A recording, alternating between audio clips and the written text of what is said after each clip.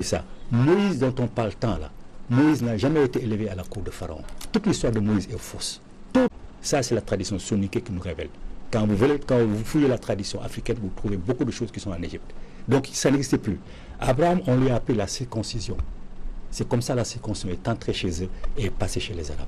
Parce qu'Abraham ne pouvait pas épouser Agar avant de se faire circoncire. La circoncision, il y a beaucoup des Africains qui ne le pratiquent pas. Non, mais je vous ça fait rien. Ça fait rien. Mais de toute façon, non, il y a beaucoup d'Africains. Il y a beaucoup d'Africains qui ne le pratiquent pas. C'est pas propre à l'Africain. Non, laissez-moi terminer. En Afrique, si vous n'êtes pas circoncis, en Afrique, si vous n'êtes pas circoncis, vous ne pouvez pas être initié. Donc c'est pour ces raisons la circoncision, elle est obligatoire. Il y a peut-être quelques individus qui ne le font pas. Chacun, non, c'est pas vrai. L'excision, oui, peut-être, dans certains peuples. Donc Abraham, on lui a appris la circoncision. Abraham, on lui a appris aussi le bélier, la tabaski que vous faites là. Les Juifs, les Hébreux sacrifiaient leur nouveau-né à un dieu qui s'appelait Moloch. Quand ils sont venus chez nous, ils ont vu que ce n'est pas possible de faire des sacrifices humains. Ils ont changé leur tradition. Ils ont créé le mythe qui a fait que Dieu a envoyé un bélier à Abraham. Donc la tabaski, quand les Africains renouvellent la tabaski, ils font comme si leurs ancêtres sacrifiaient leur nouveau-né alors que ce n'est pas vrai. Donc on leur a appris ça. Moïse dont on parle tant là, Moïse n'a jamais été élevé à la cour de Pharaon. Toute l'histoire de Moïse est fausse.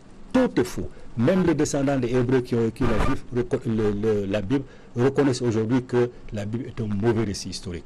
Moïse n'a... On peut faire une démonstration, Moïse n'a jamais existé. Bon, mais on peut aller plus loin encore.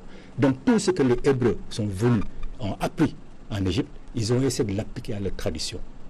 Le christianisme a suivi, l'islam a suivi. J'ai dit que l'islam repose sur le christianisme, sur le judaïsme pratiquement à 70%.